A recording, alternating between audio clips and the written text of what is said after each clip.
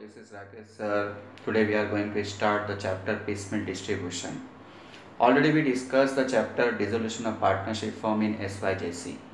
Same here we are going to discuss the piecemeal distribution.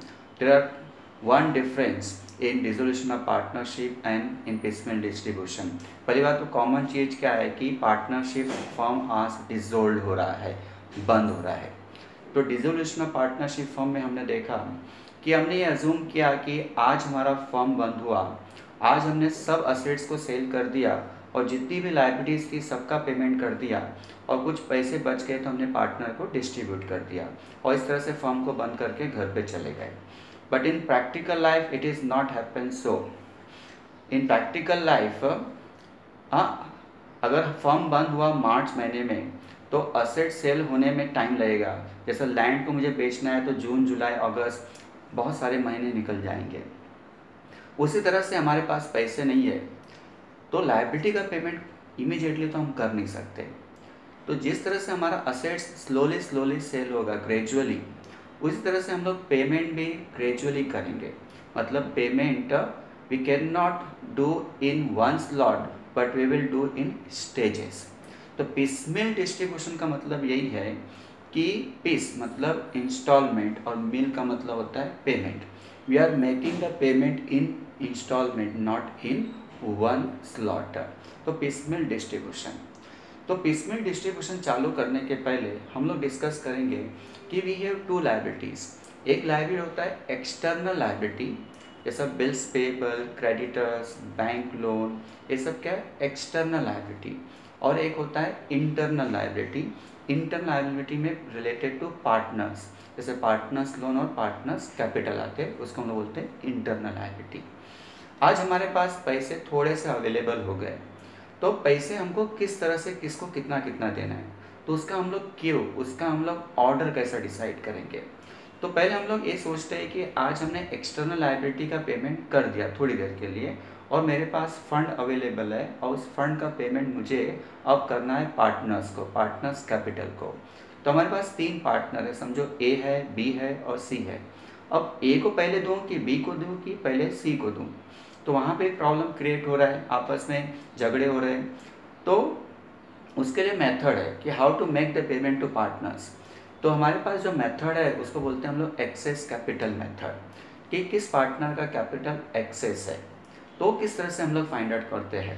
तो उसके लिए हम लोग यहाँ पे एक एग्जांपल करेंगे, बराबर। तो इस क्लिप में हम लोग डिस्कस करने जा रहे हैं कि how to prepare the statement of excess capital, कि हमको पार्टनर में से कौन से पार्टनर को सबसे पहले देना है और कौन से पार्टनर को बाद में देना है। तो उसके लिए मैं एक एग्जाम्पल तैयार करता हूँ कि समझो हमारे पास एक बैलेंस शीट है। उस बैलेंस शीट के लायबिलिटी साइड में हमारे पास तीन पार्टनर है, एस कैपिटल है, बीस कैपिटल है और सीस कैपिटल है। ए का कैपिटल दिया हुआ है एग्जांपल के लिए 40,000, बी का दिया है 60,000 और सी का दिया है 7,000। इस तरह से कैपिटल है 1,07,000। एट द सेम टाइम हमारे पास लायबिलिटी में जनरल रिजर्व दिया हुआ है 20,000। थोड़ी देर के लिए 7,000 को हम लोग 6,000 ले लेते हैं, तो ये हो जाएगा 1,06,000। उसी तरह से हमारे पास लायबिलिटी साइड में प्रॉफिट एंड लॉस अकाउंट दिया हुआ है 15,000 और प्रॉफिट शेयरिंग रेशियो सब में दिया है 2:1। तो ये हमारा एक एग्जाम्पल सम है और इस एग्जाम्पल सम से हमको स्टेटमेंट ऑफ एक्सेस कैपिटल बनाना है। तो देखो किस तरह से हम लोग रूलिंग करेंगे कि हमारे पास तीन पार्टनर है तो तीन कॉलम रुपीस के बनेंगे। ऊपर लिख लेंगे statement of excess capital,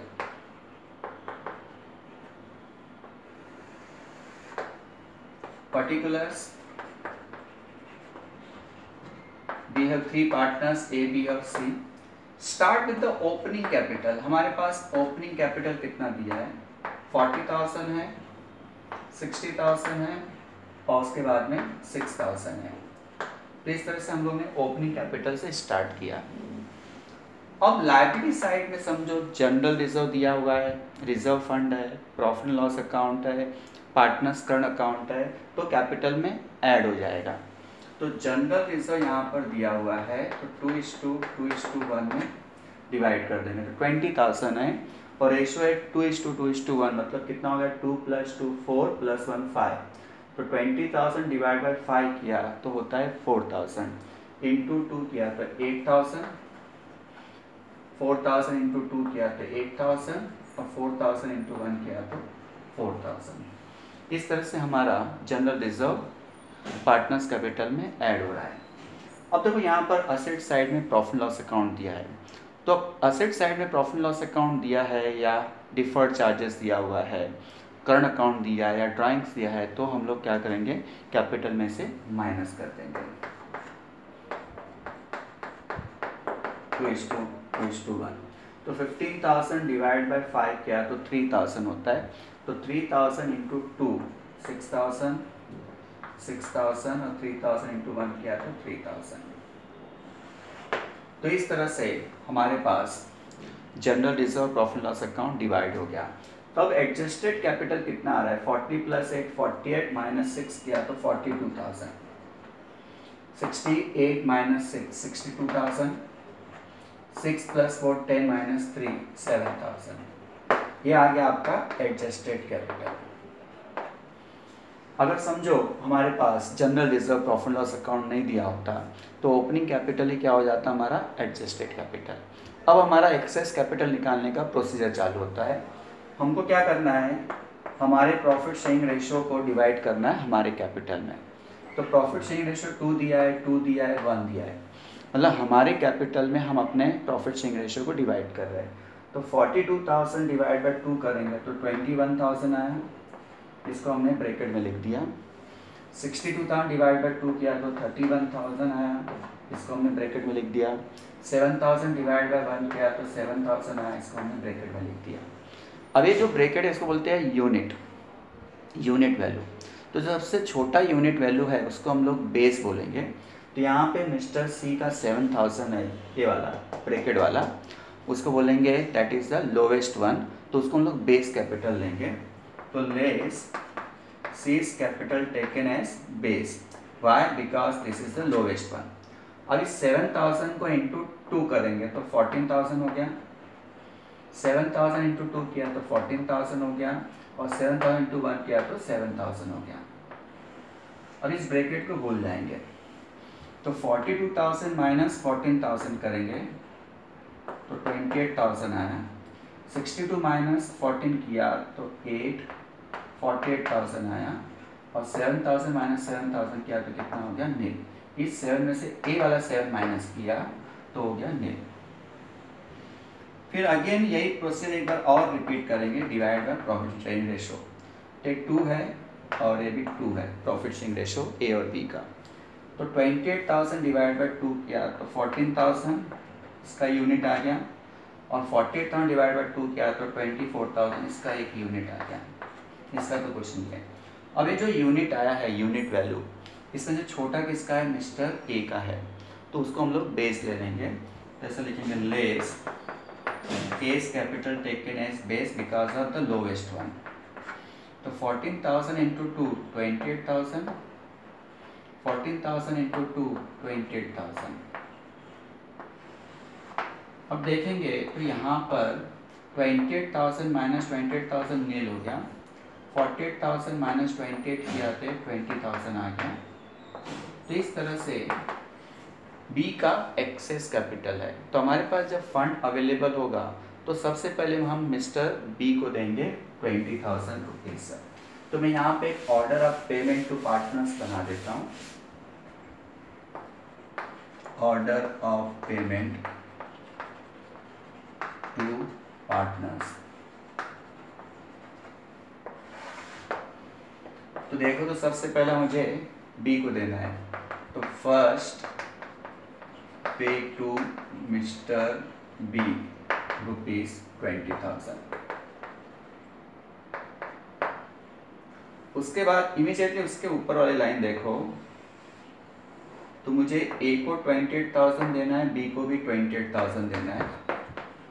second pay to mister A rupees 28,000 and mister B rupees 28,000 और ब्रैकेट में रेशो लिखेंगे 2:2। उसके बाद में माइनस वाली देखो लाइन ए है, तो यहाँ पर तीनों लोग आ रहे हैं, जब सब आते हैं तो ऐसा लिखते हैं then pay to all partners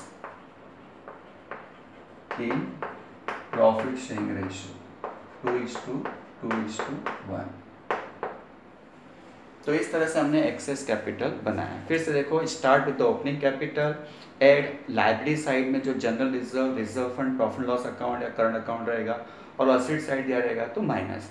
तो जो एडजस्टेड कैपिटल आता है उसको फिर हमारे प्रॉफिट शेयरिंग रेशियो में डिवाइड करेंगे, तो आपको 1 यूनिट मिलेगा सबका। उसमें सबसे छोटा वाला यूनिट को क्या करते हैं, बेस लेते हैं और सबके PSR से मल्टीप्लाई करते हैं। तो जो बेस होता है उसका आंसर बाद में 0 हो जाता है। फिर यही प्रोसेस रिपीट करते हैं, तो फाइनली एक पॉजिटिव आता है, बाकी सब 0 हो जाते हैं। तो जो लास्ट में आंसर है उसको बोलते हैं एक्सेस कैपिटल। यहाँ पे एक्सेस कैपिटल बी का आ रहा है 20,000। तो ऑर्डर ऑफ पेमेंट लिखा, फर्स्ट पे टू बी 20,000, फिर ए और बी को 28,000, then pay to all partners. Thank you for watching this clip. Have a nice day from the Rakesh sir.